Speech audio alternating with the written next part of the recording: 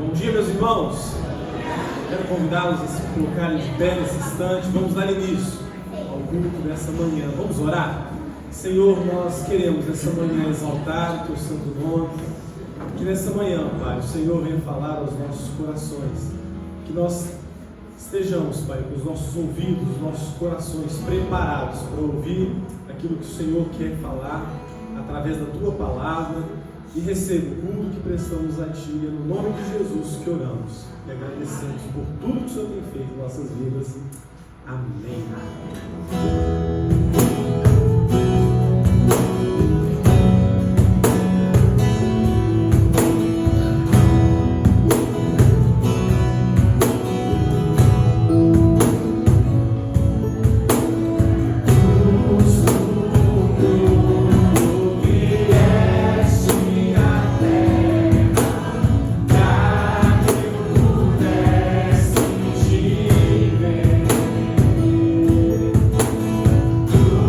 Tua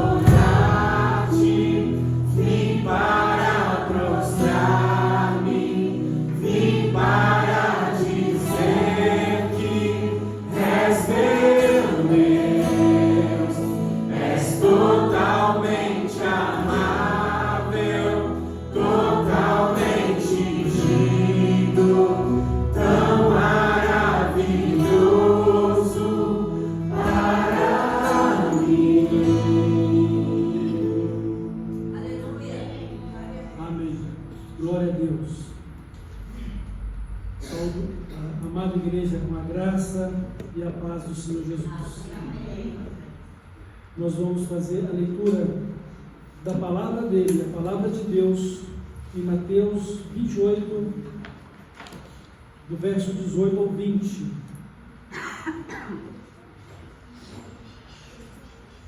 Mateus 28, de 18 ao 20, diz assim a palavra do nosso Deus ao nosso coração. Jesus, aproximando-se, falou-lhes dizendo: toda a autoridade me foi dada no céu e na terra. Ide, portanto, fazei discípulos de todas as nações, batizando-os em nome do Pai, e do Filho e do Espírito Santo, ensinando-os a guardar todas as coisas que eu vos tenho ordenado. E eis que eu estou convosco todos os dias, até a consumação dos séculos. Então, é a palavra de Deus ao nosso coração, nos ordenando a fazer discípulos, batizando-os e ensinando-os. E cumprir essa tarefa, eu diria que é o clímax de toda a nossa vida cristã. É o nosso crer em Cristo, é o nosso andar com Cristo, é o nosso adorar e servir a Cristo. Que Ele sim seja glorificado. Vamos orar, e nesta oração nós queremos lembrar dos aniversariantes da semana. Hoje, dia 17, está aniversariando a nossa irmã Bianca. No dia 18, o Natan Batista, e no dia 21, o Felipe Valdomiro. Vamos orar. Deus nosso Pai, glórias te damos por meio de Jesus Cristo, nosso Salvador e Senhor. Nós o fazemos também sob a liderança e direção do Espírito Santo. A Ti, meu Deus, nosso Pai, nosso Deus, todo louvor, honra e glória, poder, majestade. O Senhor é tudo isso. Soberano Deus sobre todas as coisas. E o nosso Deus que cremos, amamos e vivemos para o Senhor. Por sua graça e por sua misericórdia. E por isso lhe somos agradecidos.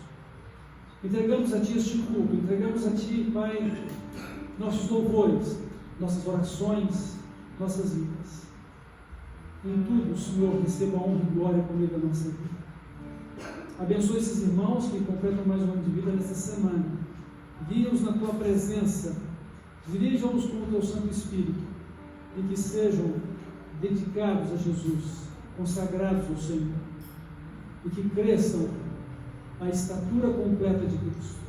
Pai eterno, continue conosco neste dia, neste culto, e que assim o Senhor nos acolha e possamos ver a Tua glória, em nome de Jesus oramos. Amém. Foi Jesus que abriu o caminho do céu.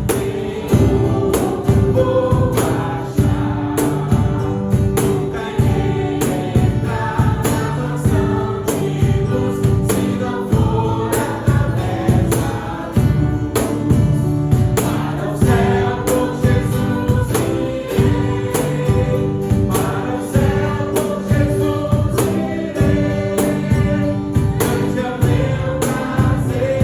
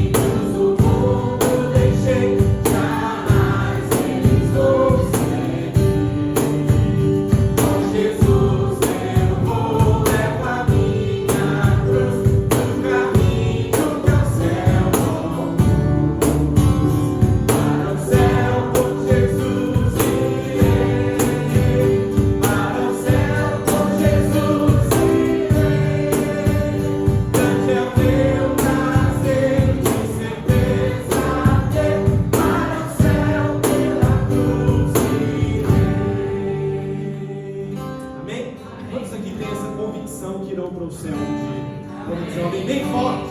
Amém. Glórias ao nome do nosso Deus. Vamos continuar louvando o nome dele.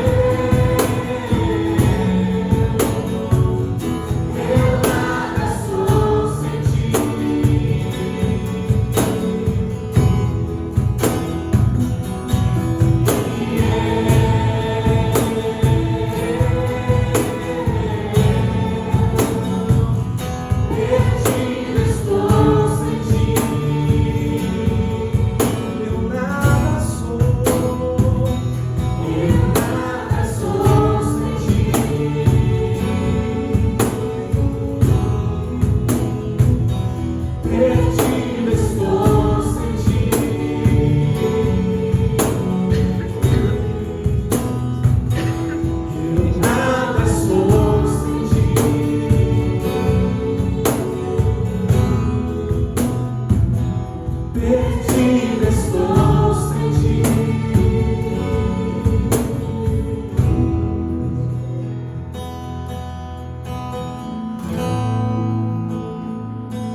Esse é o meu respirar.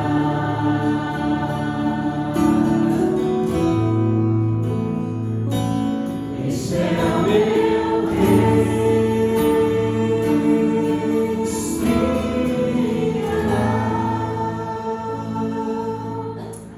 Senhor, muito obrigado, Pai, pelo teu sacrifício que nos alcançou, pela tua maravilhosa graça, Pai, para conosco. E nós somos, Pai, agradecidos, porque sem o Senhor nós nos encontramos perdidos, sem esperança, e que o Senhor, Pai, tenha misericórdia da vida de cada um de nós aqui nessa manhã, Pai, para que tenhamos essa convicção a qual cantamos, Pai, que um dia iremos nos encontrar com o Senhor e iremos, Pai, para as moradas eternas, para vivermos eternamente contigo. Que porventura, Pai, alguém aqui nessa manhã ainda não tenha essa convicção, que o Senhor, Pai, possa falar poderosamente aos nossos corações de forma, Pai, que não tenhamos nenhuma dúvida com relação à nossa salvação, Pai. Porque uma vez, Pai, que o Senhor nos amou, se entregou por nós, Pai, nós precisamos responder a esse chamado que o Senhor tem para cada um de nós, de seguir a Ti, Pai, e que nós possamos nessa manhã prestar o culto com fidelidade, o culto o qual o Senhor agrada, Pai. Fale conosco, use o Teu servo nesse instante, que irá ministrar a nós a Tua palavra, e que Ele não fale de si mesmo, mas que venha falar do Senhor e somente do Senhor, Pai. Em nome de Jesus que oramos. Amém.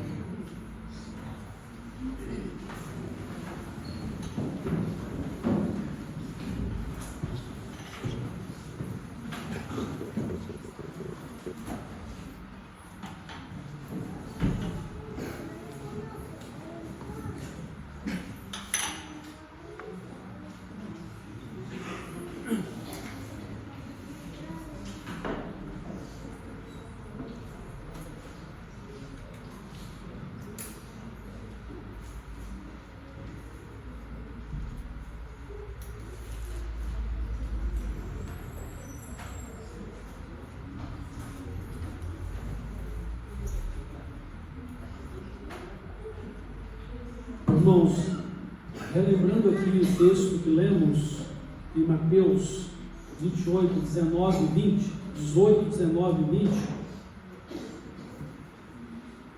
esse texto são as palavras do Senhor Jesus que nos dá uma missão, a missão de fazer discípulos. E como falamos também na leitura, fazer discípulos é uma síntese de tudo aquilo que é a vida cristã. Porque para fazer discípulos nós precisamos ser crentes em Jesus Cristo. Porque para fazer discípulos, pessoas que sejam crentes em Jesus Cristo, nós precisamos compartilhar o que cremos, compartilhar a nossa fé.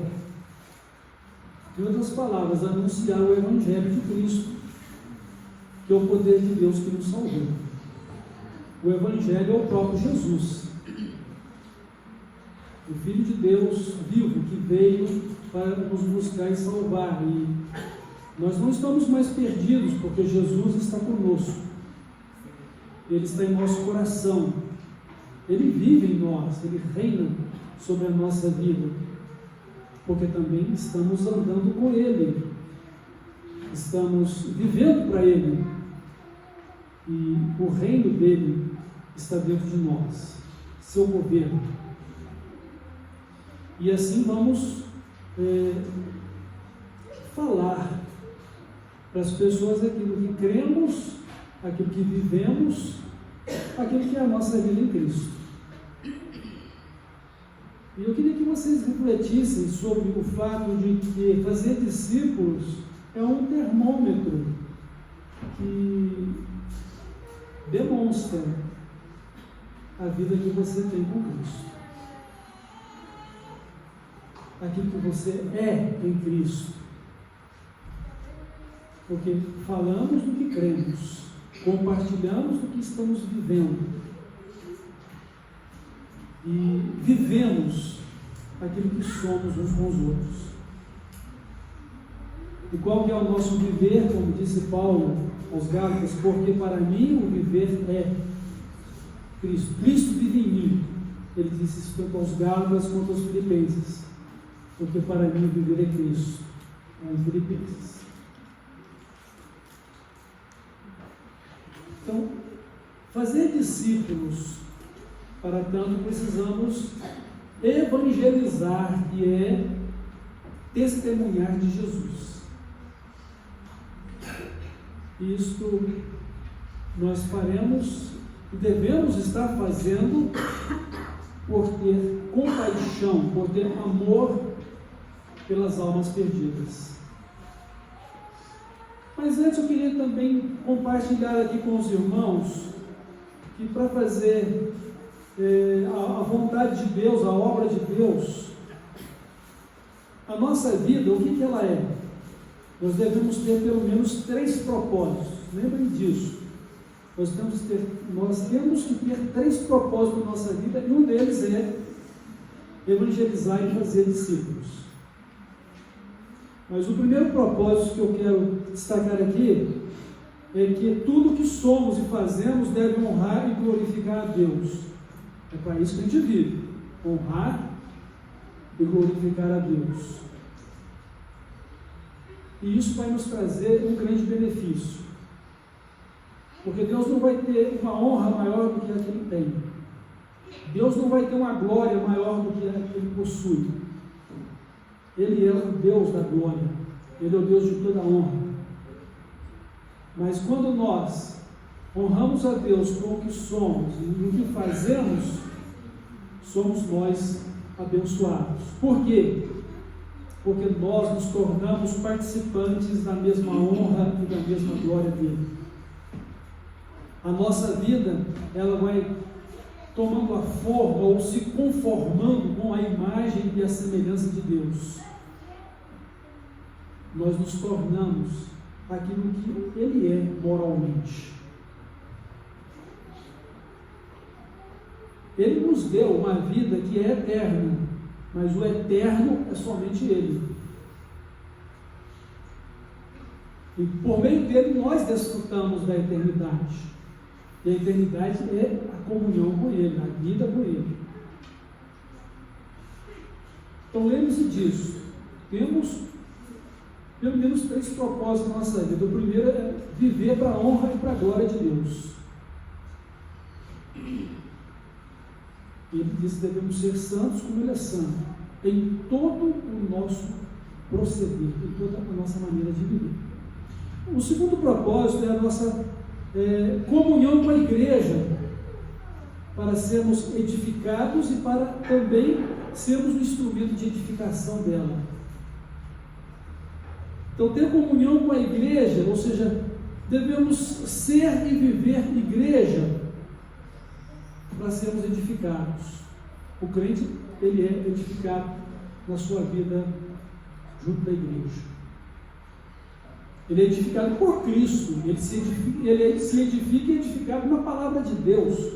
Ele é conduzido pelo Espírito Santo, mas juntamente com a igreja. E esta edificação, ela tem um propósito final da nossa redenção, da nossa salvação, até que todos cheguemos à unidade da fé, ao pleno conhecimento de Jesus Cristo, à estatura completa dele. Notaram aí a declaração, até que todos. Então, o meu crescimento espiritual não é solitário, ele não é isolado. O meu crescimento espiritual, ele é na comunhão dos demais irmãos. Ele é no corpo. Assim como Deus faz com que o nosso corpo físico cresce harmonicamente os seus membros para um corpo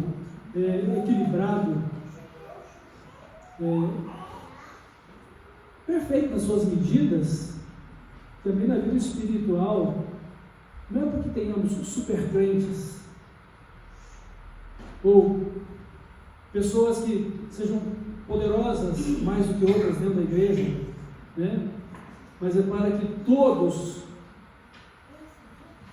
na sua fé comum, na mesma vida comum que é a vida de Cristo, mas na particularidade dos dons de cada um, se completem e possam crescer harmonicamente, simetricamente, harmonicamente,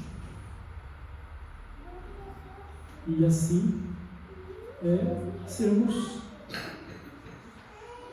uma igreja madura, saudável, com crentes maduros e saudáveis na sua fé, no seu relacionamento com Deus, no seu relacionamento uns com os outros. Isso está relacionado à edificação. Então, nosso segundo propósito é ser e viver igreja, para nossa edificação pessoal no corpo, por meio de Cristo, pelo Espírito Santo, na palavra de Deus, mas também para que a minha vida seja um instrumento de edificação de todos os demais. Porque estamos interligados pela mesma fé, pelo mesmo Espírito Santo e pela mesma vida de Cristo. E o terceiro propósito aqui é ser um discípulo, discípula consagrado ou consagrada e fiéis a Cristo, fazendo discípulos para Ele. Lembre-se desses 3 propósitos: viver a honra e a glória de Deus, ser e viver como igreja, para a edificação pessoal e de todos no seu corpo, que é a igreja, e ser discípulos consagrados e fiéis a Cristo, fazendo discípulos. Então, diante desses 3 propósitos de vida, meus irmãos, como não ter compaixão pelos perdidos? Afinal de contas, quem são os perdidos? Os perdidos são todos aqueles que ainda não receberam a Jesus para segui-lo e servi-lo como Salvador e Senhor. Todos os que não estão seguindo a Cristo, todos quantos não estão consagrando as suas vidas a Cristo, todos quantos não estão cultivando e desenvolvendo vida de comunhão e discipular, ou seja, aprendizado com Cristo, são perdidos. E precisamos ter compaixão destas pessoas, porque um dia estávamos perdidos, e Cristo, na sua graça, na sua misericórdia, usou alguém para nos compartilhar do Evangelho, da sua vida no Evangelho, para que pelo Espírito Santo pudéssemos crer e nos converter a Jesus e nos tornar discípulos de Jesus. Então, aquilo que alguém fez conosco, Jesus nos manda fazer com aqueles que estão perdidos. E deve nos incomodar muito ver pessoas que estão caminhando para o inferno sem que tenha alguém que lhes avise disso, sem que tenha alguém que lhes aponte o caminho para Deus, o caminho para o céu. Quem é que vai fazer isso? São os discípulos de Jesus. Quem são os discípulos de Jesus? Somos todos nós, crentes nele, que o recebemos como Salvador e Senhor, e agora estamos seguindo e servindo, aprendendo dele, até que nos tornemos parecidos totalmente com ele, sermos semelhantes a ele, chegarmos à medida da estatura completa dele. É isso. Duas coisas importantes que Jesus nos ensinou a respeito das pessoas perdidas. Jesus teve compaixão delas. Em Marcos, no capítulo 6, verso 34, diz assim a palavra de Deus: ao desembarcar, viu Jesus uma grande multidão e compadeceu-se dela, porque eram como ovelhas que não têm pastor, e passou a ensinar-lhes muitas coisas.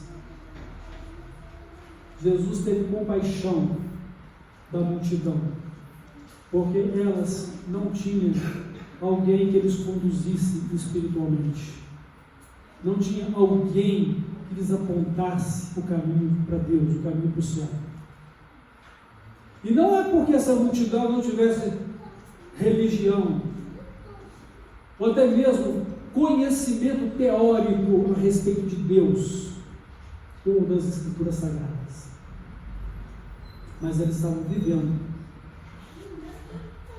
sem um guia, e esse guia é Jesus, o próprio Jesus, como pastor, o supremo pastor das nossas vidas. Então Jesus teve compaixão pelos perdidos, ele teve compaixão da multidão. E o que ele fez? Passou a ensinar-lhes muitas coisas. Com certeza, as coisas essenciais para o reconhecimento do pecado, o arrependimento, o reconhecimento de que Deus, através dele, o Filho do Homem, ele sempre declarou isso, o Filho do Homem veio buscar e salvar o que se havia perdido, e assim pudessem buscar a Deus, confiar em Deus, e saber que ele, Jesus Cristo, o Messias, é o caminho, a verdade e a vida, e que por ele, todo aquele que crê tem a vida. Nós precisamos também ter compaixão, como Jesus, pelos perdidos. São tantas pessoas que estão perdidas à nossa volta. Há pessoas perdidas dentro da sua família, há pessoas perdidas ao seu lado, como vizinhos, amigos, e há pessoas tão inteligentes e tão culturalmente desenvolvidas nos estudos seculares, mas que estão perdidos. Há pessoas que você fica até abismado ou abismada de ver quanta crendice possui e não a verdade do Evangelho, não a verdade que é Cristo. Tenha compaixão dos perdidos, irmãos. O que fazer para os perdidos? Que compaixão eu tenho que demonstrar para com os perdidos? Jesus passou a ensinar-lhes muitas coisas. Então, seguindo o exemplo de Jesus, nós devemos orar pela conversão destas pessoas. Elas não vão se converter se elas não forem convencidas pelo Espírito Santo, se elas não forem conduzidas por Deus Pai a Jesus Cristo. Então, elas precisam de se converter, e nós podemos orar pela conversão delas. Certamente nós não vamos convertê-las, é Deus quem vai fazer isso. E certamente muitos não vão querer ouvir, muitos não vão se arrepender, muitos vão continuar perdidos, porque Deus não vai simplesmente salvar alguém porque pedimos a Ele que salve. Porque essas pessoas precisam ouvir o Evangelho da salvação e precisam crer para serem salvas. E precisam receber a Cristo e seguir a Cristo, que é o caminho para o céu. Porque sem Cristo ninguém pode ir ao Pai, ninguém pode ir para Deus. Então nós devemos orar pela conversão dessas pessoas. Também, irmãos, devemos cultivar relacionamento de amizade com essas pessoas. Elas ainda não são convertidas, elas ainda não são de Cristo. Mas nem por isso vamos deixar de procurar ser amigos ou amigas destas pessoas com a intenção de ajudá-las a conhecer a Cristo. Pode ser que como amigos eles nos ouçam, Pode ser que como amigos eles vejam Cristo que vive em nós e sejam impactados pela salvação que Deus operou na nossa vida. Por sentir o peso e a dor dos seus pecados e assim ver o alívio e paz que nós desfrutamos na pessoa de Jesus, apesar das dores deste mundo. Então devemos cultivar um relacionamento de amizade com essas pessoas. Não devemos esperar que elas nos procurem. Nós devemos colocá-las diante de Deus em oração de forma intencional. Eu desejo que essas pessoas conheçam a Cristo. Eu vou orar por elas. Algumas delas eu não tenho intimidade, mas eu vou me aproximar. Vou cultivar um relacionamento de amizade. E assim, essas pessoas abrindo o coração para ouvir a palavra de Deus, ouvindo e abrindo o coração para receber a Cristo, aí sim eu vou fazer discípulos. A gente não pode fazer discípulo de quem não se tornou discípulo, porque na verdade fazer discípulo é ajudar um novo discípulo que surge a ser discípulo, como eu sou discípulo, como você é discípulo, e por isso a responsabilidade que eu e você temos de sermos discípulos consagrados e fiéis a Jesus, cumprindo os outros dois objetivos, que é honrar e glorificar a Deus, e que é ser e viver a igreja de edificação pessoal e do todo. Aí sim vamos fazer discípulos. Vamos ensinar o quê? Vamos compartilhar a experiência da nossa conversão, vamos compartilhar a salvação que Deus operou na nossa vida, vamos compartilhar a salvação que Deus continua operando em nós através da santificação, libertação e a providência de Deus quanto às nossas necessidades. Mas vamos compartilhar aquilo que Jesus nos ensinou, que já aprendemos dele, na palavra dele. Juntos na igreja, essa pessoa poder ser batizada e continuar aprendendo. E fazer discípulos também, tendo compaixão dos perdidos, como você um dia demonstrou compaixão pela vida dele e dela, para que se convertessem a Jesus. Então, meus irmãos, devemos ter compaixão pelos perdidos, assim como Jesus teve compaixão pela multidão. Irmãos, deve nos incomodar o fato de que estas pessoas estão indo para o inferno, e nós temos a missão de anunciar a elas as boas novas de salvação em Jesus. Elas não precisam se perder, desde que elas entendam, recebam a Cristo, o Evangelho de Deus, Salvador, na vida delas. E é um milagre. Como explicar o amor de Deus revelado a cada um de nós em particular? Não sei por que de Deus o amor a mim se revelou. Por que razão o Salvador por mim se entregou? Mas eu sei que eu tenho crido nele.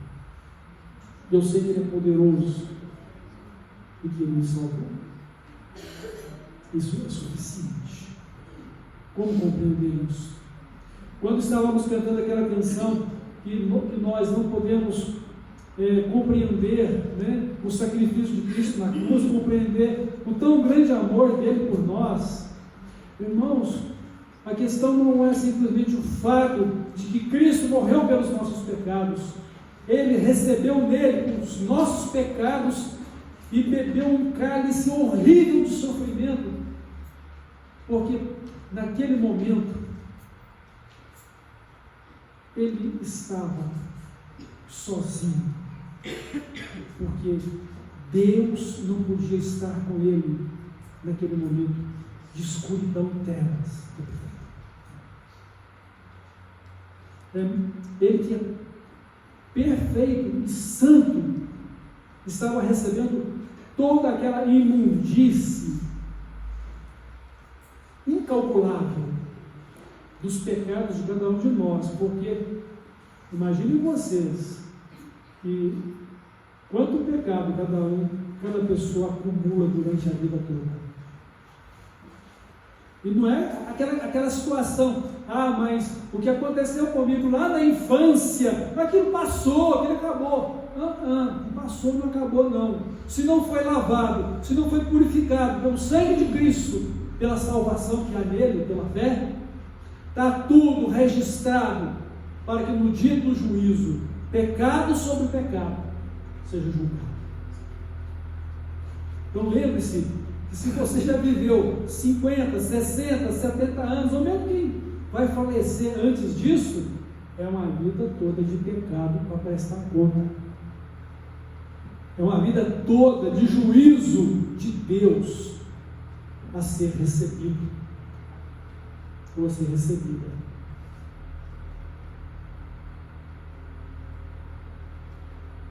E a maior tristeza e desgraça humana é viver longe de Deus. O inferno é um lugar horrível de sofrimento, não só pelo sofrimento que ali está, mas por causa da ausência da comunhão de Deus. Como não nos compadecer do perdido diante de tudo isso? O lamento de Jesus, se for possível, passa de mim esse cálice, ou seja, eu vou receber toda essa carga enorme de pecado, não apenas de uma só pessoa, mas do mundo todo, como disse lá João, sua primeira carta, e ele é a propiciação não somente pelos nossos pecados, mas para o de todo mundo. Claro, ele vai receber e purificar o pecado de todo aquele que crê. Quem não crê continua no pecado, vai morrer no pecado e vai sofrer a eterna condenação de inferno. Como não nos compadecer? Então Jesus teve compaixão, e como Jesus devemos também ter compaixão pelos perdidos. Irmãos, fazer discípulos, como eu disse, é uma síntese daquilo que é a vida cristã. Envolve o crer, envolve o viver a vida de Cristo, o Evangelho, e envolve testemunhar. E a segunda coisa que a gente vai ver aqui, de exemplo de Jesus para a gente, é que Jesus chorou por causa da incredulidade dos judeus. Jesus, ele estava naturalmente numa situação de muita comoção. Ele estava junto de duas pessoas muito amigas dele, que era Marta e Maria. Um amigo íntimo, pessoal dele, que era Lázaro, havia falecido e estava sepultado há 4 dias. E a morte para Jesus nunca foi um problema, porque ele é a vida, ele é a ressurreição e a vida, e ele é a solução para a morte também. Quem crê nele, ainda que esteja morto, vai viver, e todo aquele que vive e crê não morre para sempre, porque tem a garantia e a certeza da vida eterna. E essa vida eterna, ela está sustentada na ressurreição espiritual, que é a nova vida em Cristo, e na ressurreição do corpo, que vai ser o reviver no último dia para todo mundo. Claro que o crente revive para a glória do céu, e o ímpio para o sofrimento do inferno. Então Jesus estava ali, e a primeira que encontrou com ele foi Marta, e ela disse: se o Senhor estivesse aqui, meu irmão não teria morrido. Jesus, ele vai ressuscitar. Só que Deus não disse que veio para ressuscitar naquele dia. Ele vai ressuscitar, eu sei que ele vai ressuscitar. Creia e você vai ver a glória de Deus. Então somente creia. Depois, alguém deu notícia para Maria: o mestre está aí, te chama. E ela foi ao encontro dele, chorando: se o Senhor estivesse aqui, meu irmão não teria morrido. Aí Jesus olha, os judeus estavam ali, né, cheios de comoção também por causa da morte, né, de Lázaro, estavam ali para consolar Marta e Maria. E aí Jesus não aguenta, ele chora. E de repente os judeus que estavam ali disseram: olha, se ele foi capaz de fazer milagres, não poderia ele ter evitado que este amigo, o Lázaro, morresse? Aí Jesus não aguentou mais, né? Jesus se comoveu mais ainda e chorou. Quanta incredulidade, quanta falta de esperança, quanta falta de dependência da palavra de Deus.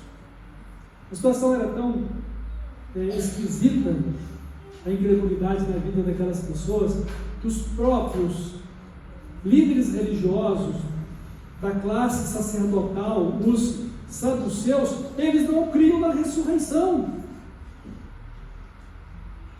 Até contaram uma história muito lógica para Jesus, de um homem que teve sete esposas. É claro que com o falecimento da primeira, casou-se com a segunda, e assim sucessivamente até a sétima, todas morreram, não tiveram filhos. Eles queriam saber na ressurreição de quem ela vai ser esposa. De qual esposa ele vai viver na eternidade? Com nenhuma delas como esposa. Jesus disse isso, porque no céu não se casa, não está no casamento. Mas Jesus lançou-lhes no rosto a incredulidade deles. Olha, Deus não é Deus de mortos, mas é Deus de vivos. Quando ele diz o Deus de Abraão, o Deus de Isaac, o Deus de Jacó. Deus é Deus de vivos, não de mortos. Quanta incredulidade, irmãos. Quanta incredulidade. Jesus chorou por isso. Então, como Jesus, nós também, além de ter compaixão pelos perdidos, nós devemos chorar pela incredulidade dos nossos entes queridos, pela incredulidade dos nossos amigos, pela incredulidade dos nossos vizinhos e de muitos outros que estão perdidos. Nosso choro não vai salvar nenhum deles, mas vai nos sensibilizar para que testemunhemos a eles do Evangelho de Cristo e possamos suplicar por eles a Deus, para que eles sejam levados a Jesus, a fim de serem salvos. Então, chorar pelos perdidos deve nos sensibilizar para isso, para testemunhar e também para suplicar pela salvação deles. E certamente Deus ouvirá as nossas orações. Não são todos que vão se salvar, mas aqueles que crerem serão salvos. Certamente assim cremos, porque esta é a palavra do Senhor e ela é a verdade. E que alegria haveremos ter em nosso coração de ver estas pessoas para quem estamos orando e testemunhando se converterem ou se convertendo, para que possamos fazer delas discípulos por Jesus. Que alegria! E eu digo para vocês que há muito mais alegria no céu do que eu e você possamos nos jubilar. Jesus diz que há mais alegria no céu por um pecador que se arrepende do que por 99 justos que não necessitam de arrependimento. Quero concluir aqui, irmãos, dizendo o seguinte: assim como Jesus deu a sua vida para nos salvar, nós também devemos entregar a nossa vida para evangelizar e fazer discípulos para Ele.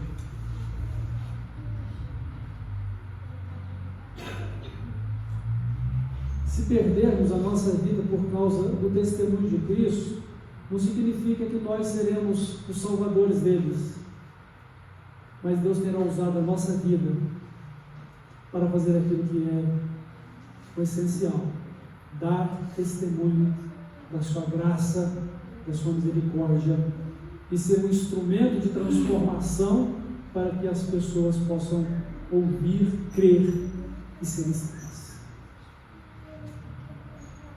Eu não me recordo, há na nossa história de missões uma história que 2 casais foram trabalhar no meio de uma tribo hostil, e eles eram canibais. Os homens perderam sua vida, né, porque foram capturados e executados para servirem de alimentos para a tribo, né? As mulheres sobreviveram. Mas elas não desistiram da missão para a qual seus esposos foram chamados para anunciar o Evangelho naquele lugar. E elas perseveraram. E praticamente todas aquelas pessoas se converteram a Cristo depois, principalmente a questão dos descendentes. E muitos anos depois, aquelas pessoas se reuniram para pedir perdão por terem matado e comido os missionários. Mas a vida deles não foi em vão. Eles deram as suas vidas por compaixão àquelas pessoas. E aquelas mulheres devem ter chorado muito, mas não perderam também a compaixão e a visão de testemunhar de Deus. Então, dar a nossa vida para evangelizar e fazer discípulos. O apóstolo Paulo, ele disse para a gente uma coisa, o seguinte: em nada tenho a minha vida por preciosa, contanto que cumpra com alegria o ministério que recebi do Senhor Jesus, para dar testemunho do Evangelho da graça de Deus. A nossa vida deve ser muito preciosa para cumprir a nossa missão. Não tão preciosa para cumprir os meus intentos terrenos, os meus objetivos egoístas, ou simplesmente para seguir o mesmo curso da vida deste mundo. Que adianta um homem, Jesus disse isso, que adianta um homem ganhar o mundo todo se perder a sua alma? O que daria a ele de recompensa ou salvação da sua vida? A nossa vida vale muito, ela vale a vida de Cristo. A nossa salvação é muito cara, custou a vida do Filho de Deus. Então, como Paulo, também possamos dizer: a minha vida é preciosa para cumprir a minha missão de tudo que sou, que faço, honrar e glorificar a Deus, para cumprir o objetivo de ser e viver igreja, para a minha edificação espiritual e pessoal em Cristo, junto com os demais irmãos, e ao mesmo tempo que a minha vida seja um instrumento de transformação e edificação dos demais irmãos. E assim, ser um discípulo, ou a irmã ser um discípulo, os discípulos consagrados e fiéis a Jesus, fazendo novos discípulos. E, fechando então essa conclusão, lembrar as palavras do Senhor Jesus: trabalhai enquanto é dia, pois a noite vem, quando ninguém mais pode trabalhar. Eu sei que aqui nós temos pessoas com várias faixas de idade, e se vivermos no mínimo de 70 a 80 anos, alguns vão passar mais isso, um pouco, talvez já chegue até 100, né? Tem muitas pessoas hoje vivendo 100 anos. Quanto tempo lhe resta para nesta vida cumprir a missão de ser e de fazer discípulo, de ser um instrumento de edificação e crescimento espiritual da igreja, de ser igreja, de viver igreja, de honrar e glorificar a Deus nesta vida? Quanto tempo ainda lhe resta? A noite está chegando, ou seja, o tempo está terminando. Ou termina porque está chegando a hora de Jesus fazer a sua chamada para chegar lá, ou está terminando porque Jesus está voltando, e aí termina para todo mundo. Evangelizar e fazer discípulos é uma tarefa somente desta vida, porque depois desta vida, na eternidade, não há mais evangelização nem discipulado. Há amor, santidade e serviço mútuos, como povo de Deus, discípulos perfeitamente semelhantes a Cristo. Que Deus assim nos abençoe e que possamos também, como Jesus, ter compaixão pelos perdidos, chorar por eles e viver os propósitos da nossa vida em Cristo. Amém? Que Deus nos abençoe. Vamos orar. E assim encerramos a nossa reflexão. Deus de amor, nosso Pai Celestial, obrigado por nos falar mais uma vez a respeito dos seus propósitos para a nossa vida e de nos dar a oportunidade de compreender o seu amor, a sua graça, a sua misericórdia.